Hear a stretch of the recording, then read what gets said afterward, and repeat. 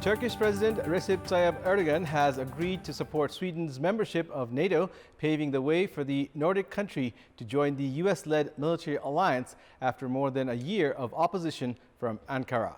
The lifting of Erdogan's block opens the way for Turkey's parliament to approve Sweden's entry into NATO, a step seen as critical to strengthening the defense of Eastern Europe in response to Russia's invasion of Ukraine.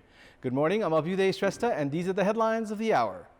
Loan shark victims express grievance at the lack of cooperation from officials at the district administration office and courts, return home after assurance from the Home Minister. Nepal receives remittance of 1,112.52 billion rupees in the last 11 months. Nepal Rashtra Bank says the foreign currency reserve up by 21.8% compared to the same period last year.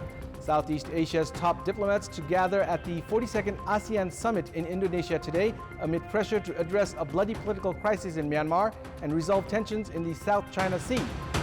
And 5 matches today at the NBA National Women's and Men's Club Volleyball Championship. 2 in the women's side and 3 in the men's category. Victims of loan sharks that were in the capital seeking for justice have said they were compelled to bribe the district administration officer and court officials along the process. The group of loan shark victims who came to the capital include those who had been swindled for a couple of thousands to thousands of rupees of loan to millions. One of them, Sanjeev Kumar Shah from Siraha, had taken 10 million rupees from 4 different people to whom he had to return 16.4 million rupees within 2 months of taking the loan. When he reached the district administration office Siraha for the injustice, the then district administration officer Lal Babu Kawari demanded for 900,000 rupees as bribe money to settle the case. However, Shah is now compelled to knock on the doors of the Home Ministry as Kawari did not live up to his promise even after receiving the bribe money. At the Home Ministry, Shah shared his problem to the then Joint Secretary Phanindra Mani Pokhrel, who held a joint meeting with Shah and CDO Kawari. However, the meeting still led nowhere. The ministry transferred Kawari to Gorkha, and now he is serving at the Lumini Province's Ministry of International Affairs. In Mohottari district, around 20 loan shark victims have presented cases of court officials demanding for bribe money. Victims of loan sharks who had arrived in Kathmandu from several districts have begun returning to their home following assurances from the Minister for Home Affairs to address their demands. At yesterday's interaction with the victims of loan sharks, Deputy Prime Minister and Minister for Home Affairs Naran Kaji Shrestha assured them of addressing their issues. The victims who had arrived in Kathmandu from districts including Dhanusha, Mohottari, Saptari, Sira and Sarlahi have returned following the Home Minister's assurances. The victims had arrived in Kathmandu with concerns regarding whether or not their demands would be addressed as the ordinance regarding the victims of loan sharks was deactivated. The government has already assured of reviving the ordinance. With the rise in the number of migrant workers, Nepal's remittance has also gone up. Based on the report released by the Nepal Rashtra Bank, until the Nepalese month of Shrestha, Nepal received 1,112.52 billion rupees in remittance in the ongoing fiscal year, which is 22.7% more for the same period compared to last year. The number of aspirants that received their labor permit has also risen by 46.6% to reach 459,415. Likewise, 260,262 workers have renewed their work permits. The central bank has reported of improved balance of payment, which is in a surplus of 228.98 billion rupees. Last year, during the same period, the balance of payment was at a deficit of 269.81 billion rupees. The foreign currency reserves by the Nepalese month of Ashar last year that stood at 1,215.8 billion rupees has also gone up by 21.8% to stand at 1,480.87 billion rupees. The central bank says this will sustain imports for 9.6 months Imports have reduced by 16% in the past 11 months. The country imported goods worth 1,480.98 billion rupees. Meanwhile, 89.18 billion rupees has exited the country for education abroad, which last year was 59.99 billion rupees. 3 people from the same family who went to India to work as laborers from Rukum West were killed in a landslide in India. The deceased, identified as Deep Bahadur Oli, Bhim Oli and his son Mohan Oli, all of Triveni Rural Municipality 9, were killed in the landslide in Tetkyar, Simla, India. According to a relative of the deceased, Kiran Oli, the landslide suddenly buried the house they were staying in at around 11 yesterday morning.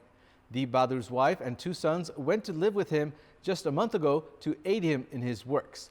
Deep Bahadur had been working in India for the past 1 year. His elder son survived as he was at work when the landslide caved in.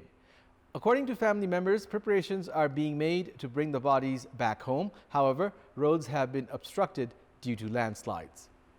The government has been criticized after returning 15 women who were on their way for foreign employment from the Trivandrum International Airport. Despite the directive from the Parliamentary Committee for allowing the departure for foreign employment after the workers' friendly agreement with destination countries, it has yet to be implemented. It has compelled the women to follow legitimate routes to seek jobs abroad in the absence of employment opportunities at home. 15 women who were set to depart for Jordan under the quota of manpower companies were stopped by the Department of Immigration of the Trivandrum International Airport on Sunday. Saying these women did not have working visas, the department returned them despite their selection for the zero-cost program. Following reports of financial and sexual violence against women in Gulf nations and Malaysia 7 years ago, the Parliamentary Committee had suggested the government to issue permits only after signing women-friendly labor agreements. Rights activists have alleged the government of remaining indifferent to the issues of women seeking jobs abroad. Meanwhile, the government officials have said that work permit cannot be issued against the directives of the Parliamentary Committee. They say complications persist in the absence of labor agreement, even with countries that are prepared to ensure rights for the domestic workers equivalent to those in other sectors. The government has prohibited women workers from leaving for Gulf nations. However, the government officials themselves accept that women have been reaching the Gulf nations, including Kuwait and Saudi Arabia, through agents. According to the Department of Foreign Employment, more than 200,000 Nepali women are employed in Gulf nations. Rights activists have said that the longer the prohibition exists on women workers from working in Gulf nations, risks of increase in several crimes are likely to increase as well. In our Public Voice segment, we had asked people in several provinces what should be done to control irregularities at universities. Let's take a look at what they had to say.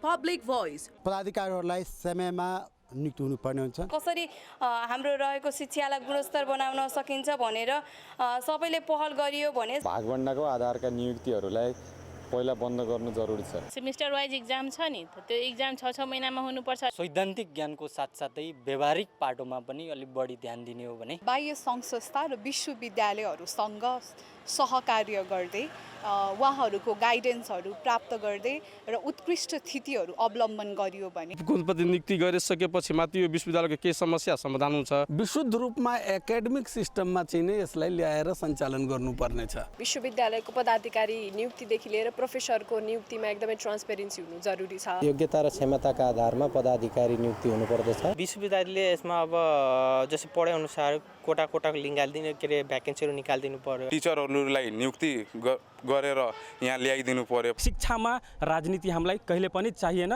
र हामी चाहदैनौँ पनि प्राध्यापकहरूको पनि एकचोटी विश्वविद्यालय छिर्नुभयो त्यसपछि उहाँहरूको कार्य सम्पादन मूल्याङ्कन भइरहेको छैन त्यो कार्य सम्पादन मूल्याङ्कन कसरी गर्ने यसको व्यवस्थितकरण गर्ने हो भने विश्वविद्यालयलाई सुधारोन्मुख गर्न सकिन्छ